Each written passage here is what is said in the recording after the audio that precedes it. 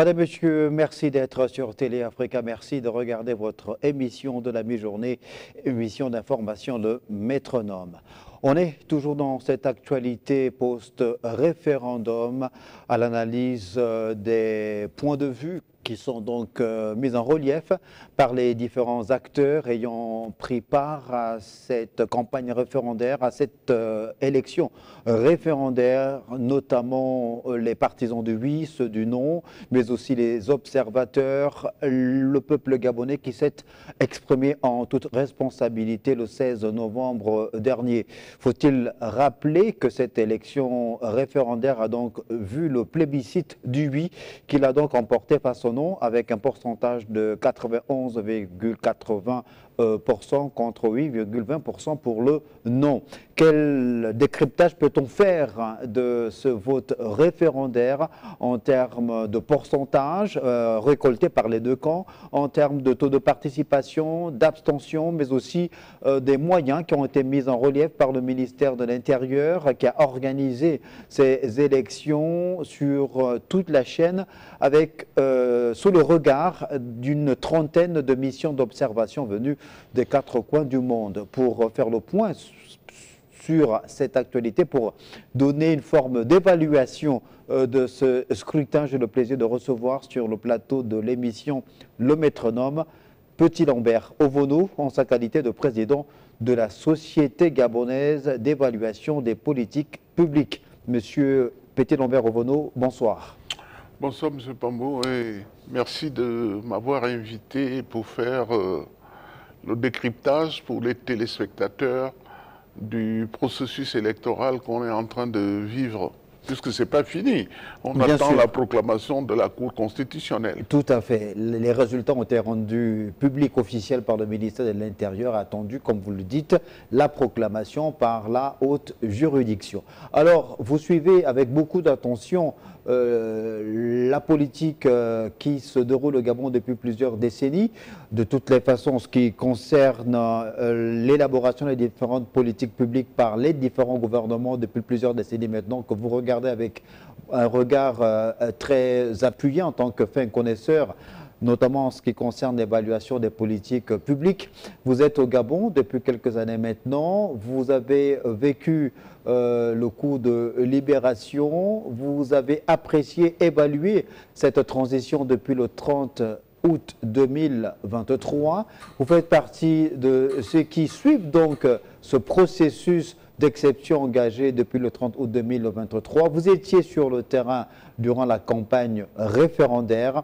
Au lendemain de la proclamation des résultats, quelle appréciation vous faites du déroulement de ce vote référendaire?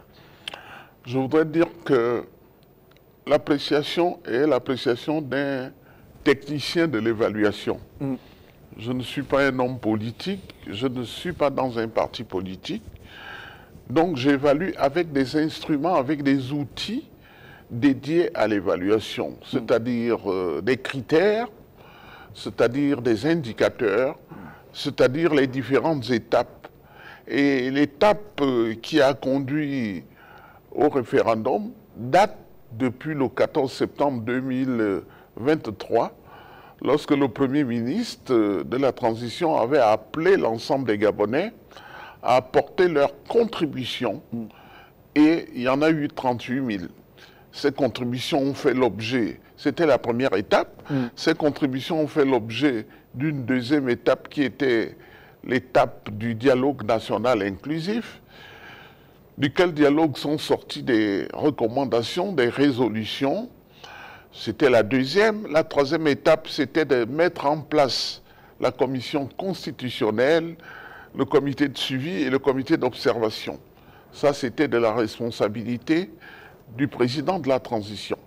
C'est aussi une étape, parce qu'il fallait aussi ceux qui discutaient, ceux qui contestaient, devaient le faire, parce que vraiment, nous sommes en démocratie, les gens ont le droit à la parole, ont le droit de dire ce qu'ils veulent. Ensuite est venue maintenant l'étape de la mise en place de la constituante.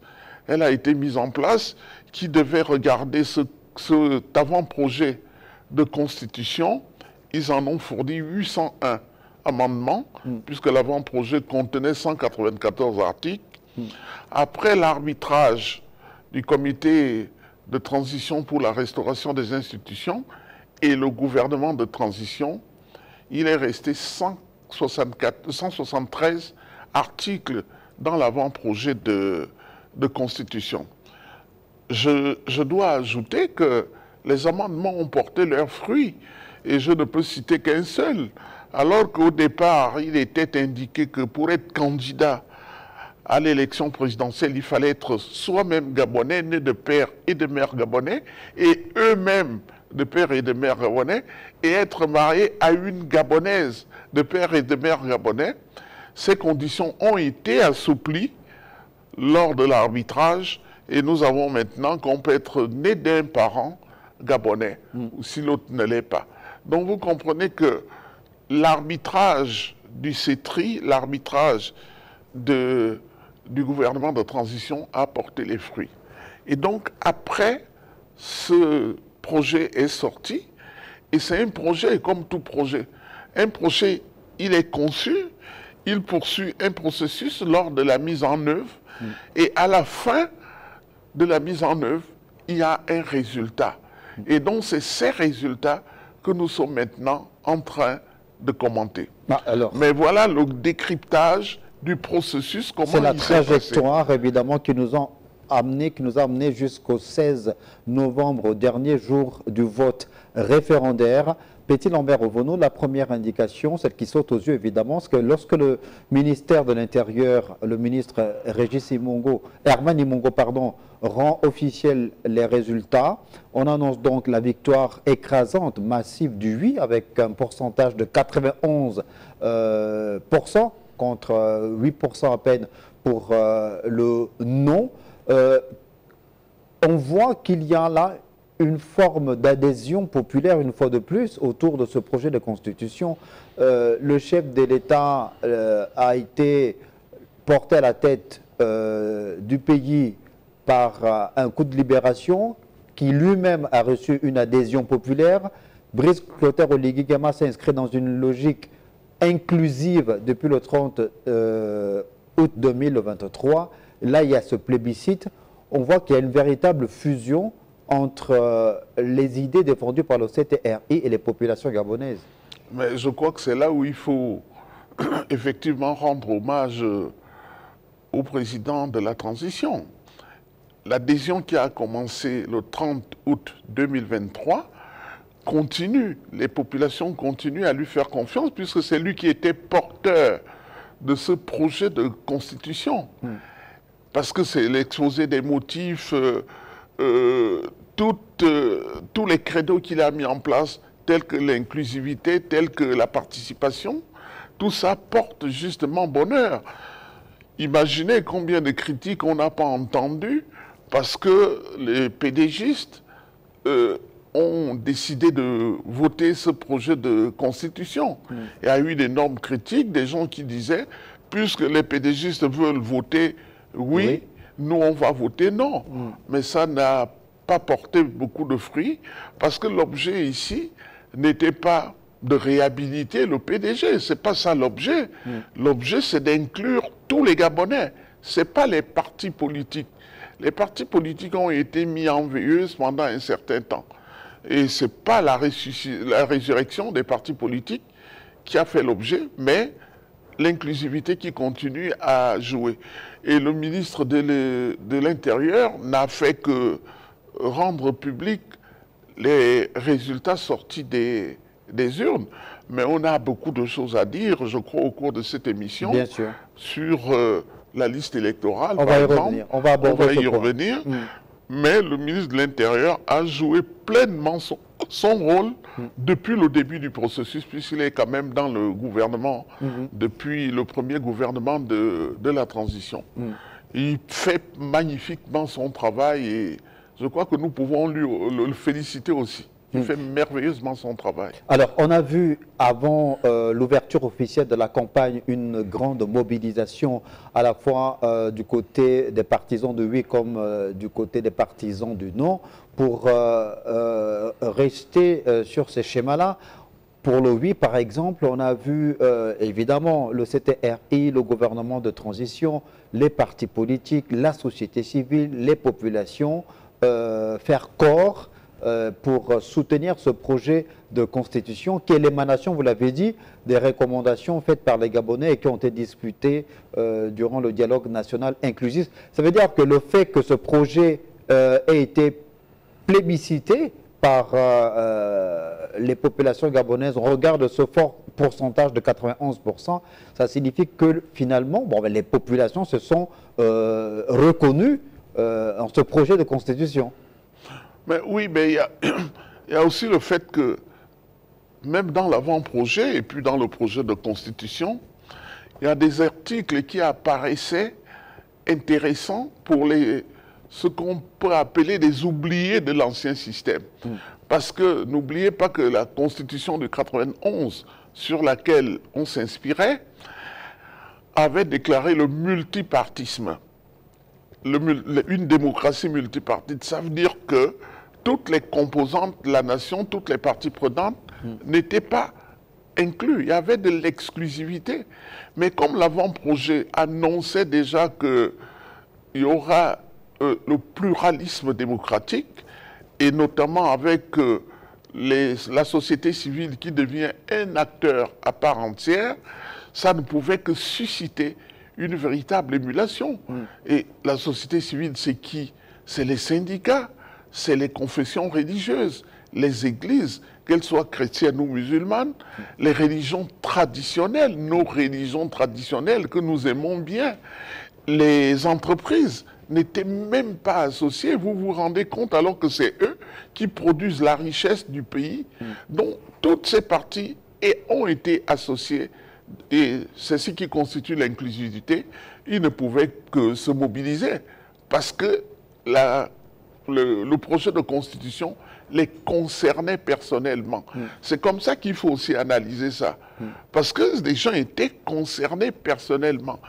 Or, les gens du non, les gens qui ont appelé à voter non, se sont focalisés sur 3 ou 4 articles. Et c'était un aspect, c'était du juridisme en quelque sorte. Alors qu'il y a plein d'articles qui concernaient les parties prenantes et elle voulait entendre parler de ces articles. Ça veut dire que, Petit Lambert Ovono, vous balayez d'un revers de main les propos de ceux qui tentent de minimiser cette victoire de oui face au non, des propos qui disent que de toutes les façons, le oui l'a peut-être emporté dans les principaux centres urbains du Gabon, notamment à Libreville, à Port-Gentil, Franceville, Ouoyem ou Tchibanga, parce qu'il y a des intellectuels, des gens qui ont lu la Constitution, mais que dans les zones rurales, ces gens-là, ces populations gabonaises ont voté mécaniquement, ont plutôt voté parce que c'est le projet de Constitution porté par Brice Clotaire Oligui-Nguema. Est-ce que vous êtes d'accord avec cette assertion? Mi-figue, mi-raisin. Dans ce raisonnement, d'abord, c'est des mauvais perdants. C'est des mauvais perdants parce qu'ils font une analyse incomplète de la réalité de ce scrutin et notamment des résultats de ce scrutin. Je ne sais pas s'ils sont déjà suffisamment outillés pour séparer l'électorat urbain de l'électorat rural ou de la jeunesse, des votes des jeunes par rapport au vote des quinquas ou des travailleurs. C'est difficile aujourd'hui à stratifier la façon dont les votes se passent dans notre pays. Mais on continue à dire que nous n'étions pas dans une élection où les candidats s'affrontaient, où il y avait la compétition. Et en 2023, par exemple, les gens se sont inscrits sur les listes en sachant qu'ils défendaient un candidat X ou Y. Quelqu'un qui était candidat à Kandak, comme au 2e arrondissement, vous pouvez être sûr que certains de mes parents sont partis de plusieurs quartiers de Libreville où nous avons notre famille, nos familles, et sont venus s'inscrire certainement à Kanda pour soutenir leur fils. C'était parce que c'était la compétition. Mais là, ces gens, est-ce que ces gens se sont réinscrits dans les habitations, dans leur quartier, avant ce scrutin. Il n'est pas sûr, parce que moi j'ai reçu des coups de fil où les gens me disaient, nous sommes venus nous inscrire à Kanda en 2023 pour te soutenir. Maintenant, pour venir voter, il faut nous envoyer de l'argent pour qu'on puisse venir voter et retourner et prendre nos sandwichs. Mais moi, je n'avais pas cet argent-là. Et je ne suis pas certainement le seul à avoir vécu ce cas. Il y a plein de candidats à Kanda. Pour ne pas les citer, moi je cite nommément Franck Nguema, qui a fait venir des milliers et des milliers d'associations du PK8, du PK9 pour venir s'inscrire à Kanda. Est-ce que ces gens sont revenus voter là? Non. Vous voyez, ça justifie déjà le taux de participation. Ça justifie le taux d'abstention. Donc, il faut faire une analyse lucide et je conclus en disant que la liste 2023 comptait 860 000 inscrits. Et elle partait d'un taux d'inscription de 620 000 à peu près. Donc en 2023, il y a eu 200 000 électeurs flottants qui ont changé de lieu de vote. Et si on veut indexer le taux de participation et le taux d'abstention, on ne doit pas l'indexer par rapport aux 800 000 qui sont déclarés comme inscrits, mais plutôt au taux de 600 000. Et à ce moment, on verra que les gens ont bien voté. Alors, et enfin, oui. excusez-moi, et enfin sur le pourcentage obtenu, ceux qui qualifient ça de faible pourcentage, mais ils ne suivent pas ce qui se passe. En 1992, moi j'étais en France, il y avait la ratification du traité de Maastricht. Il y a eu un grand débat public à la Sorbonne devant François Mitterrand, président, et président de la République, et Philippe Séguin, président de l'Assemblée nationale, qui représentait le RPR.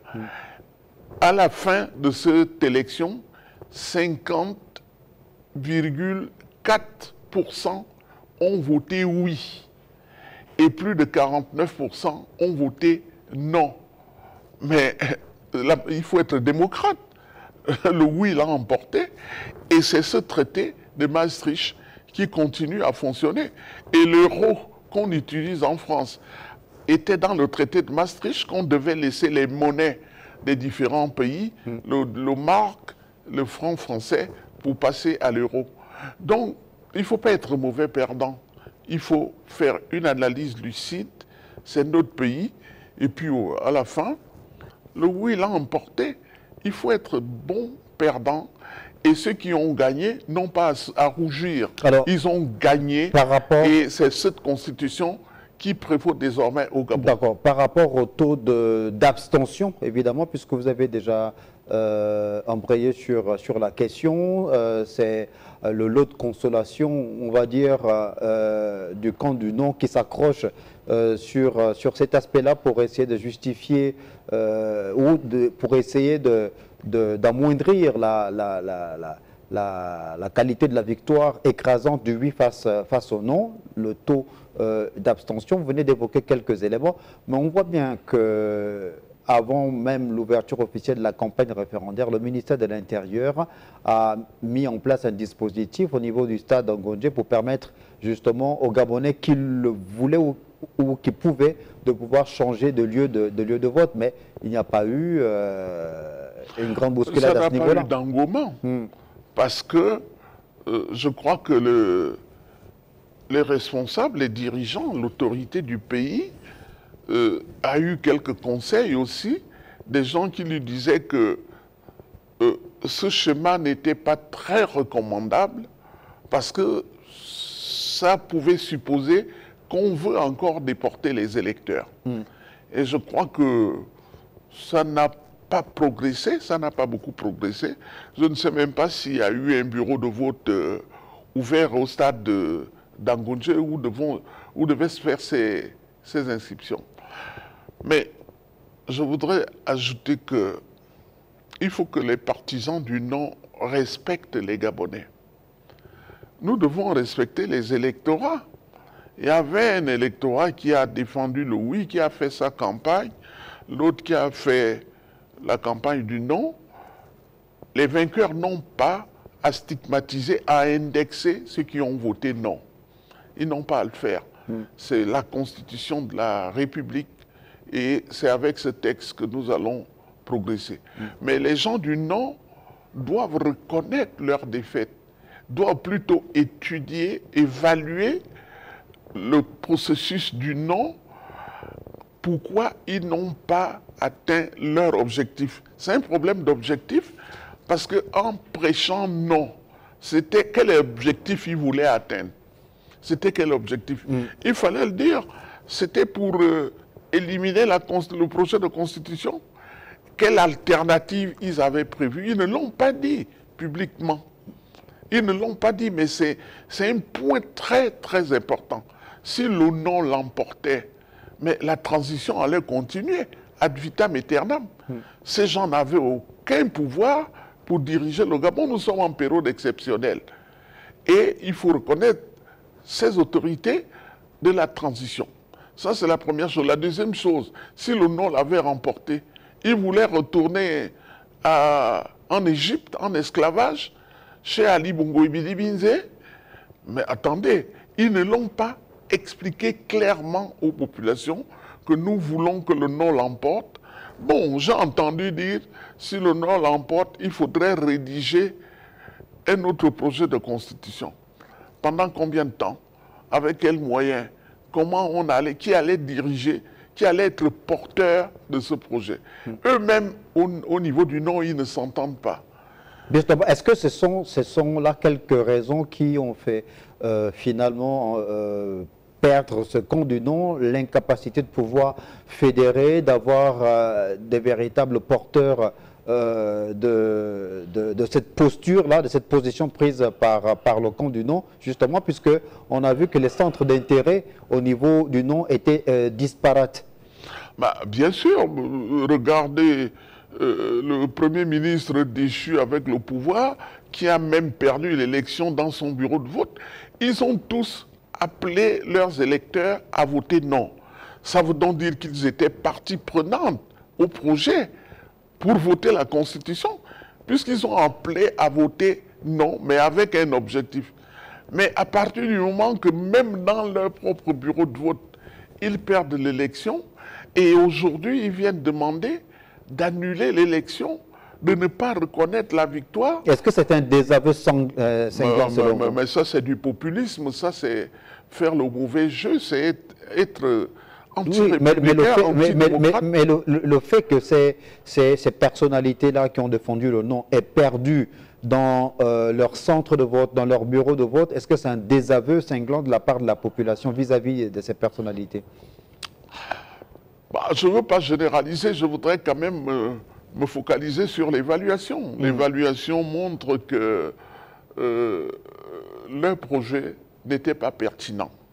Parce que lorsqu'on conçoit un projet, hein, on vérifie si les populations adhèrent, si vous réalisez ce projet, est-ce que ça va répondre aux attentes des populations?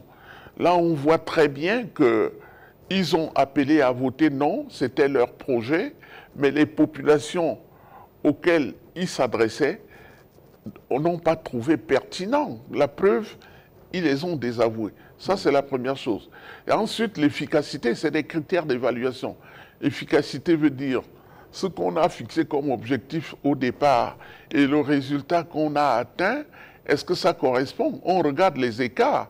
L'écart est tellement abyssal qu'ils n'ont pas réussi à mobiliser. Et il y a le critère d'efficacité. Est-ce que c'était efficace, leur discours? Est-ce qu'ils pouvaient réellement mobiliser les jeunes universitaires? Pourquoi ils ne sont pas allés à l'université faire une conférence?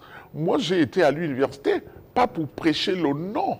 J'ai été à l'université pour exposer sur l'enjeu réel du référendum, qui, à mon avis, ne consistait pas le juridisme, mais qui consistait le fait il faut rendre le pouvoir à un ordre constitutionnel.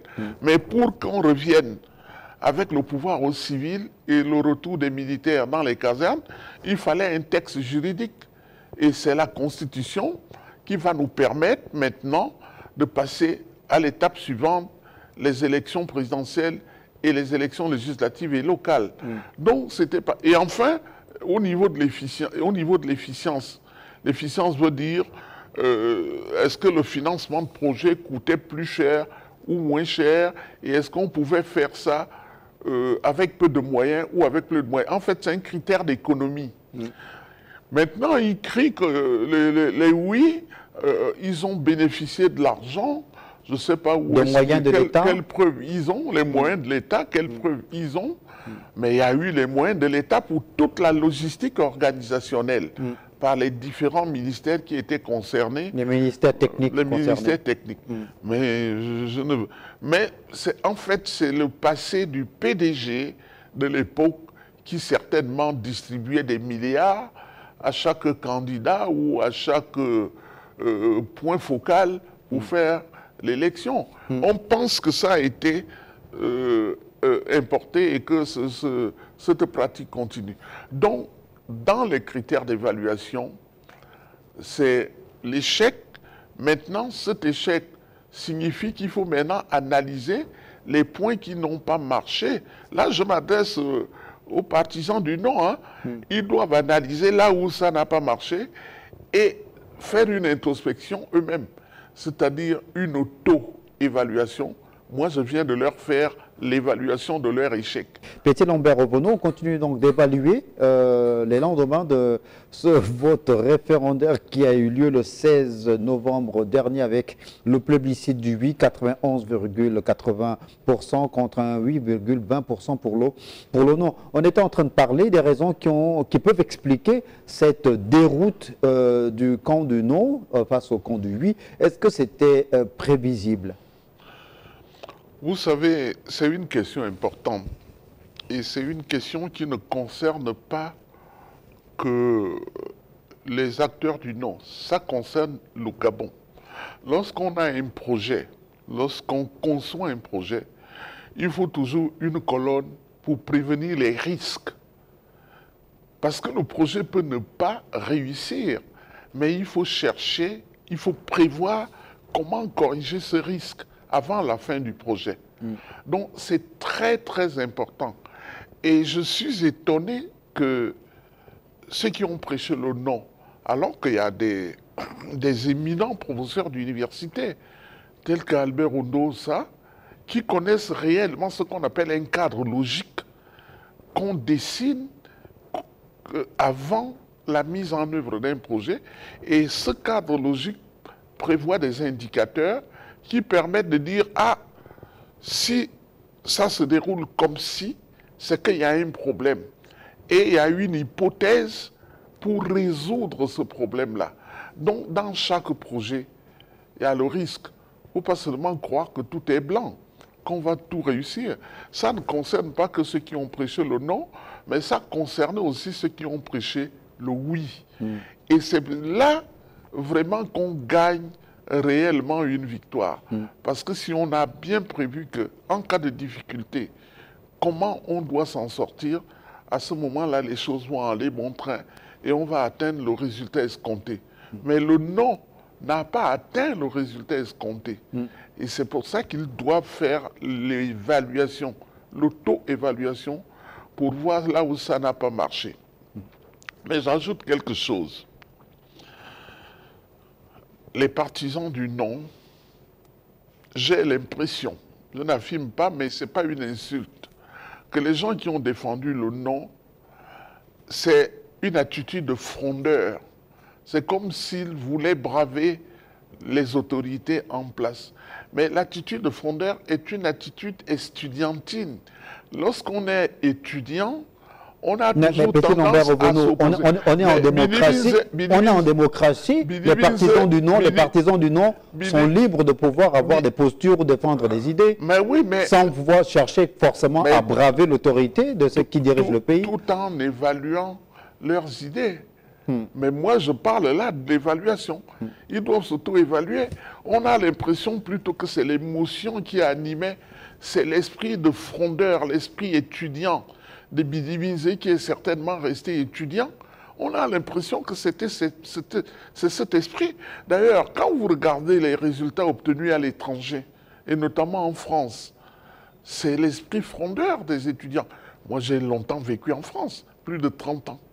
C'est toujours, c'est la majorité là-bas, c'est des étudiants. On va revenir sur l'exemple que vous prenez en citant la France quand vous allez évaluer les conditions d'organisation de ce vote référendaire du 16 novembre dernier. Petit Lambert Ovono, est-ce que aujourd'hui, le fait que la place accordée aux nouvelles technologies de l'information et de la communication à travers les différents réseaux sociaux n'est pas un élément qui peut venir fausser la donne. En ce sens que avant l'ouverture de la campagne, les partisans du non étaient très présents sur les réseaux sociaux, très présents dans la communication, et il y avait comme des certitudes, mais sur le terrain, ça a été autre chose. Mais c'est des électeurs des réseaux sociaux. Mais on ne vote pas sur les réseaux sociaux. Est-ce qu'on est même sûr qu'ils étaient inscrits sur les listes électorales? Ces gens qui animaient la campagne, c'est une bonne chose d'animer la campagne sur les réseaux sociaux, mais c'est une autre d'aller voter le jour du vote. Mais l'exemple, ce que vous venez de dire est important, ça soulève le problème de la logistique et de l'information. Donc d'abord l'information, faire passer l'information que vous êtes inscrit à tel lieu, vous allez voter à ce lieu-là. Maintenant, regardez la distance entre votre lieu d'habitation et votre lieu de vote. Prenons un exemple de l'étranger. Montpellier et Toulouse sont séparés en termes de coûts de transport, de TGV ou de véhicules, à peu près à 50 ou 80 euros. Vous voyez, ça fait près de 42 000 francs CFA. Mais c'est des étudiants qui sont à Toulouse et à Montpellier. Il n'y a pas beaucoup de travailleurs.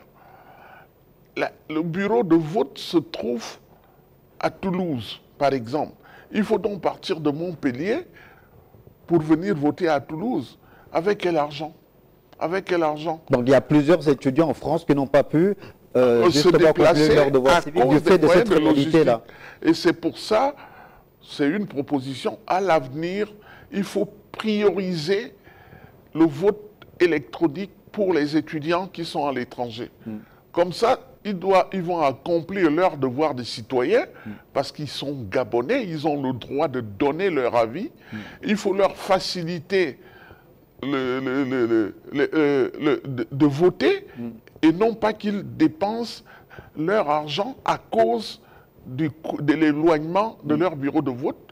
Et je crois qu'on pourra progressivement éteindre ça dans tous les pays où il y a des étudiants gabonais et dans des grandes villes comme Libreville, Port-Gentil, Franceville, Oyem et Bitam. Et je crois que ça faciliterait les choses. Il faut donc que le ministère qui est en charge du numérique au Gabon, l'Agence nationale des infrastructures numériques, se penche sur ce point-là, et le ministère de l'Intérieur, bien entendu, pour que des gens puissent voter de façon électronique. C'est facile à faire. Il suffit de rédiger un cahier de charges, appelé, nous avons des ingénieurs informaticiens, ils conçoivent un logiciel qu'on fait tester par les grands spécialistes du monde pour tester la fiabilité de ce logiciel. Et je crois que ça faciliterait énormément les choses. Petit Lambert Ovono, on revient sur les pourcentages. Pourcentage global, 91,80% pour le oui, 8,20% pour le non. Et quand on regarde ces pourcentages par province, on a dit le Wallenthem plus de 98%, la province de la Nyanga 97%. Alors, il y a plusieurs réactions après ce pourcentage de la province de la Nyanga qui est restée pendant plusieurs décennies comme étant la province qui avait voté non au référendum de 1958. Comment on peut expliquer ce retournement spectaculaire d'une province qui a souvent été considérée comme étant bastion de l'opposition frondeuse et qui, là, fait un plébiscite pour lui. Je ne suis pas politique, hein, mais moi je suis évaluateur et je fais du monitoring, c'est-à-dire je suis les données et les informations, on les recueille, on les analyse. Et à ce moment-là, on peut penser que c'est telle ou telle attitude qui a été adoptée pendant la campagne. Le Haut-Togo a toujours voté pour le pouvoir et a toujours été premier. Et les gens ont même décrié très longtemps les pourcentages obtenus dans le Haut-Togo. Aujourd'hui, le Haut-Togo est troisième.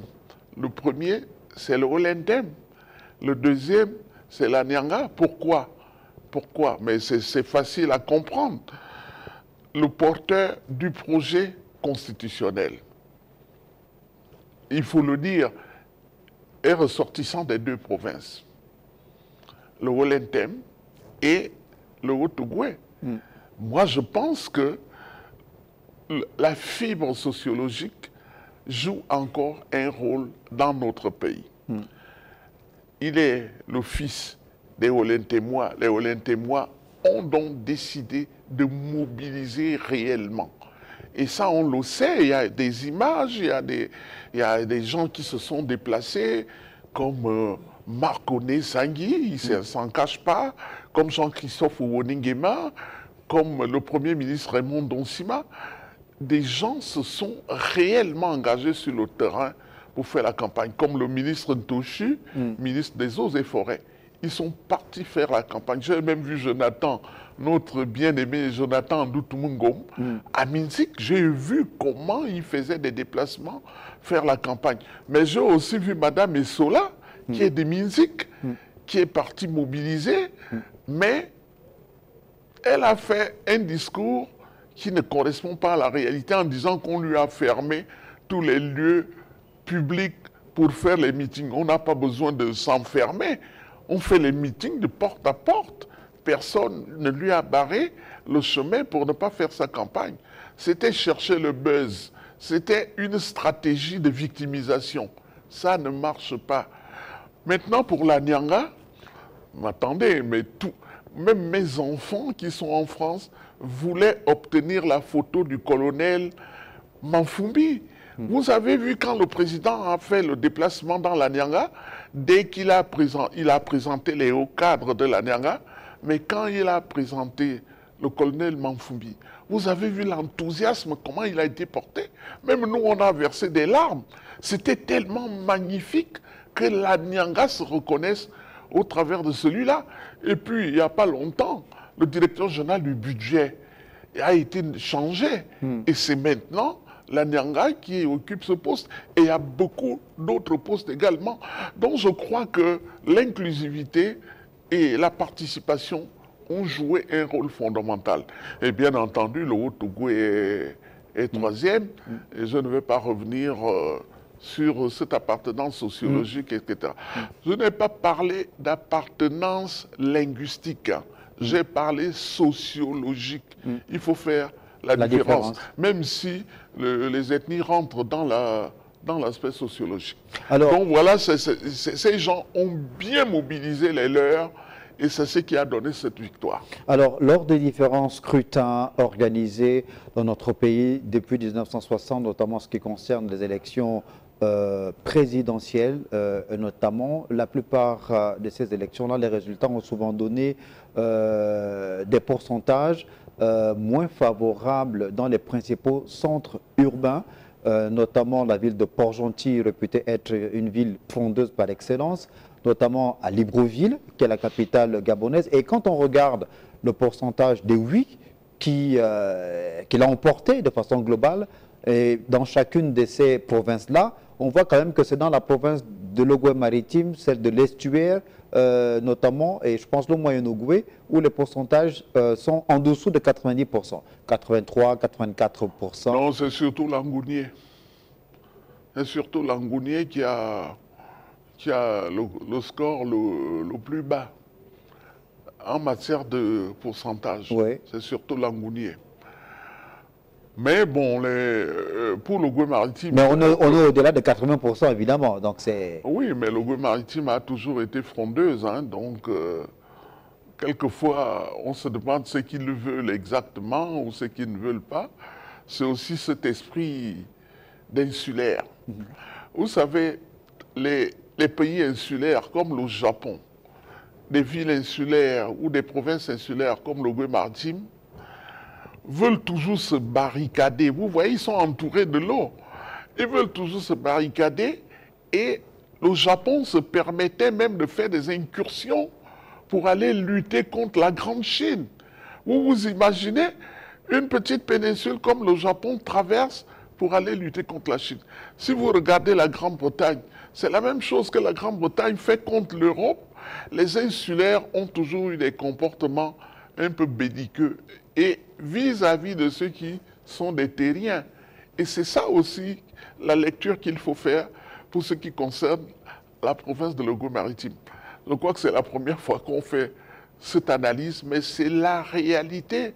Étudier certains comportements des pays insulaires, vous verrez que c'est justement le fait de se sentir toujours attaqué, entouré par les autres, et c'est eux qui commencent à avoir une attitude belliqueuse vis-à-vis des gens qui ne l'attaquent pas. Est-ce que la réalité sociologique et sociale, justement, aussi, dans la province de Goué maritime, cette dernière décennie, avec les différentes crises qu'on a connues à l'échelle internationale, le pétrole, par exemple, il y a eu plusieurs pertes d'emplois hein, dans la ville de Port-au-Prince. Même quand ils avaient du pétrole, ils pensaient que les autres toujours en voulaient à leur richesse.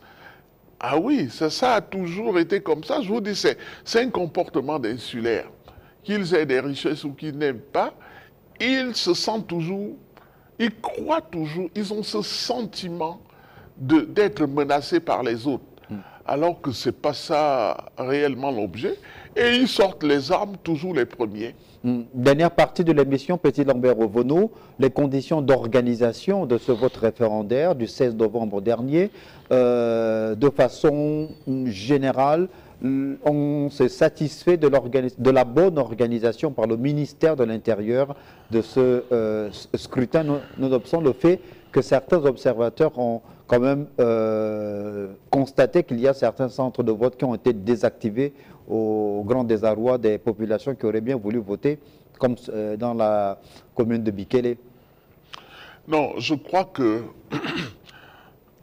l'analyse de ce processus référendaire a été, doit s'appesantir sur la liste électorale. Je répète que la liste électorale, on nous dit qu'il y a eu 863 000 inscrits, 480 000 votants, dont un écart de moitié presque. Ce n'est pas exact. Il y a 200 000 électeurs qui sont des électeurs flottants. Ils s'inscrivent à gauche, ils s'inscrivent à droite. Et c'est pour ça que la réflexion doit être, si vous êtes inscrit à Libreville dans le premier arrondissement, vous êtes, à un moment donné, votre parent vous dit d'aller l'aider à Port-Gentil. Vous partez vous inscrire à Port-Gentil. Il faut rayer votre nom de Libreville. Mais c'est facile à vérifier. C'est facile à vérifier. Si vous ne votez pas 2 fois, si vous êtes inscrit sur une liste électorale, l'élection arrive, vous ne votez pas. Une seconde élection arrive, vous ne votez pas. On doit vous rayer de la liste électorale. Moi, je crois que c'est une bonne proposition. On vous raye de la liste électorale. Et quand vous allez encore vous tenter de vous inscrire, on vous le rappellera, on vous donne un avertissement. C'est du civisme. Il faut qu'on pratique désormais du civisme. Il y a des gens qui sont inscrits à plusieurs endroits en fonction, bien entendu, des intérêts. Il n'y a pas de est-ce que c'est pas à ce niveau-là qu'il faut faire évoluer justement le code électoral? Puisqu'on sait que ce sont des calculs souvent qui ont été faits par des acteurs politiques, le fameux phénomène de bœuf votant décrié par plusieurs acteurs politiques, notamment ceux de l'opposition, qui reprochaient au Parti démocratique gabonais d'avoir l'apanage de ce procédé-là. Non, les gens de l'opposition ont aussi l'apanage de ça. Moi, dans un passé très très lointain, j'ai été politique. J'étais le secrétaire général du RNB pour la France. D'accord. À la naissance vous avez fait le transport de bœuf votant? Il y avait déjà ça. Moi, j'ai fait 3 fois le tour de France pour faire les inscriptions sur les listes électorales avec quelqu'un que j'apprécie beaucoup, l'ancien maire de Koulamoutou, Nzengue Lola. Nous avons beaucoup travaillé en France. Vous avez transporté les électeurs? On a donné de l'argent pour que les gens puissent prendre le métro, puissent prendre le TGV. C'est pas seulement le PDG, c'est un problème global. C'est pour ça que je n'accuse ni les opposants, ni ceux qui étaient dans la majorité de l'époque. Mais quelle solution, justement, proposez-vous en tant qu'évaluateur par rapport à ce problème? Je viens de vous le dire. Oui. Je viens de vous dire que la liste électorale, normalement, doit s'indexer sur le recensement national de la population. C'est le recensement de la population qui dit que vous habitez à Nkembo, qu'on ne vous a pas compté à Port-Gentil ou à Gamba. C'est le recensement. Donc, c'est avec le recensement général de la population qu'on tire ceux qui sont électeurs. Il faut croiser les données. Oui, on peut aussi croiser les données, mais c'est vraiment le recensement général de la population qui indique là où on habite, l'habitat, puisque c'est un recensement général de la population et de l'habitat, puisqu'on sait où vous habitez exactement. Notre pays n'a pas encore d'adressage, c'est-à-dire les adresses, vous habitez à telle ou telle adresse, à tel ou tel endroit, c'est facile à repérer. Mais tant qu'on n'a pas ça, on doit indexer la liste, on doit ressortir la liste électorale sur le dernier recensement de la population. Je crois qu'il devait se faire cette année. Il y a quelques retards. Je crois qu'il va se faire. Ça, c'est la première. Mais en attendant, on peut pratiquer ce que je viens de vous dire. Si on constate que vous êtes inscrit sur 3 endroits et vous n'avez pas voté, on vous raye. On vous raye. Au moment de l'actualisation de la liste en janvier, on vous raye. Mais c'est de votre faute. Et enfin, il y a cette idée de croisement des fichiers existe aussi. Il y a le fichier du CEDOC, de la DGDI, il y a le fichier du Trésor, il y a le fichier des impôts, il y a le fichier de l'ACNAM-GS et de la CNSS. On peut effectivement, et là je reviens, demander un cahier de charge aux informaticiens, aux meilleurs, de croiser les fichiers, de sortir un numéro national d'identification pour chaque Gabonais. Y compris quand un enfant naît, on lui attribue ce numéro et il ne varie pas. Le 1, c'est le garçon au début, avec les chiffres qui suivent. Le 2, c'est la fille. On peut identifier ça. Et le 09, c'est les étrangers. C'est facile à faire. On est au siècle des nouvelles technologies et nous avons beaucoup de jeunes qui peuvent manipuler ça. C'est le moment de la digitalisation, c'est le moment du numérique. Et tous les jeunes, on dit qu'il y a, c'est pas on dit, c'est la vérité, beaucoup sont au chômage, diplômés. Il faut les orienter dans ce sens-là. Petit Lambert Ovono, on va peut-être terminer par ce point relatif à l'observation, au contrôle de la bonne organisation de ce scrutin du 16 novembre dernier par les missions d'observation qui sont venues de 4 coins du monde, on l'a dit, du Commonwealth, de l'OIF, des États-Unis, de l'Union africaine, mais également des missions d'observation, plus d'une trentaine sur le plan national. Un regard objectif de la part de ces missions d'observation qui se sont dites au bout du processus satisfait des conditions d'organisation du vote du 16 novembre dernier? La question des missions d'observation est importante. Moi-même, j'ai été dans une mission d'observation. J'étais expert à la CAC. J'ai participé à la nouvelle géopolitique de l'Afrique centrale en République centrafricaine avec la MINUSCA, la mission multidimensionnelle de la reconstruction de l'État en République centrafricaine. J'ai fait 6 mois d'émission là-bas. J'étais dans le comité stratégique avec le premier ministre de l'époque, Mamad Kamoun. Donc c'est nous qui décidions de la façon dont il faut faire les élections référendaires, les présidentielles, qui étaient couplées avec l'élection législative. Et c'est sur cet effet que Faustin Archange Touadéra, l'actuel président, a gagné en 2015. Mais en même temps, j'ai été coopté comme observateur de cette élection. Comment ça se passe?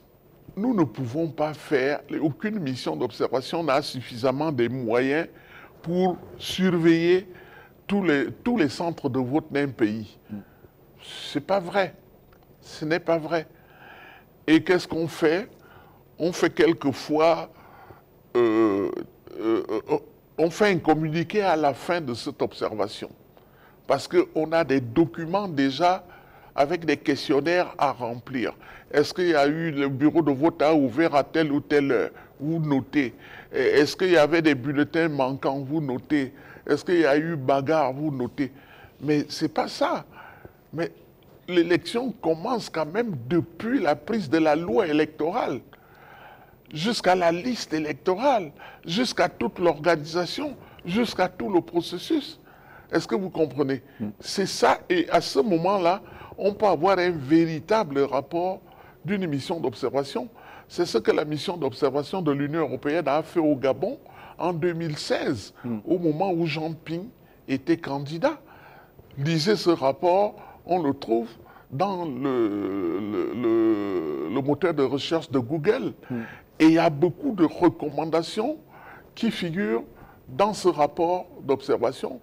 Et une des recommandations phares qui avait été donnée à l'époque, c'était le Parlement de Strasbourg de l'Union européenne a été saisi. Et le Parlement de Strasbourg a donné une injonction à la France.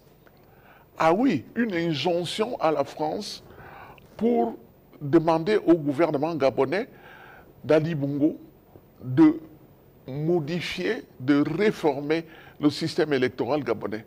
Savez-vous que c'est Bidi Binze qui était ministre des Affaires étrangères et il a fait du non-recevoir des injonctions? Je ne sais même pas si la France elle-même a tenté d'engager un dialogue. Et c'est l'Union européenne encore qui a engagé un dialogue quand Bidi Binze était ministre des Affaires étrangères pour réformer le processus.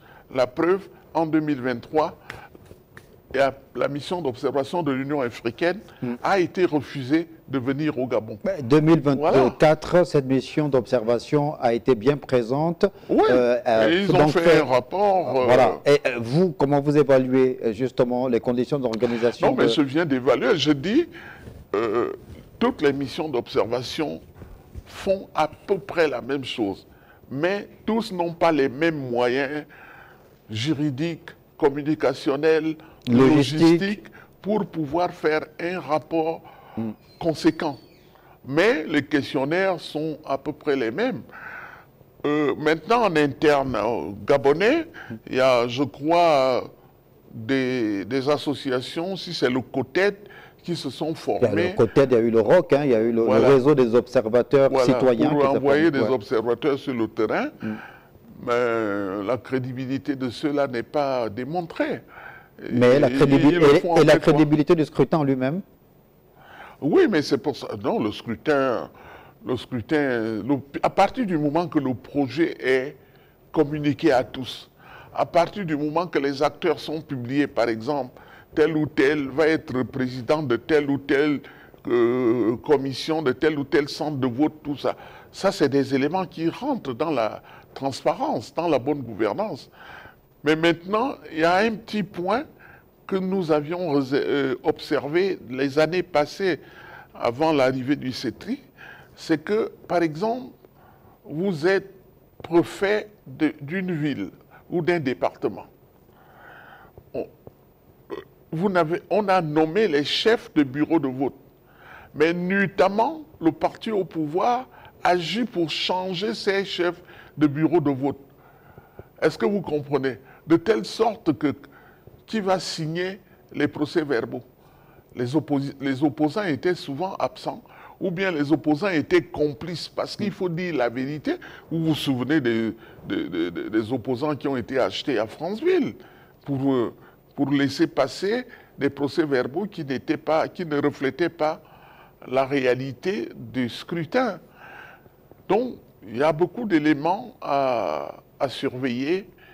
Et si on n'a pas les moyens logistiques, les moyens techniques, les compétences requises et l'expérience que vous avez déjà réellement surveillé des scrutins, c'est toujours difficile. Mais le rapport est toujours diplomatique. Je termine par là. Le rapport est toujours diplomatique. Il faut arrondir les angles, il faut faire des recommandations et non pas des injonctions à l'État.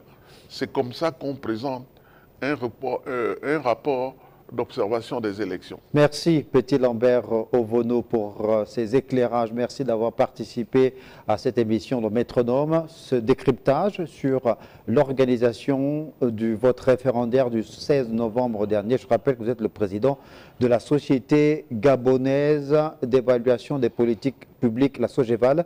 Et merci, on aura le plaisir de vous retrouver sur d'autres plateaux organisés par Télé Africa. Ainsi se referme cette émission. Merci de l'avoir regardée et bonne suite des programmes sur votre chaîne.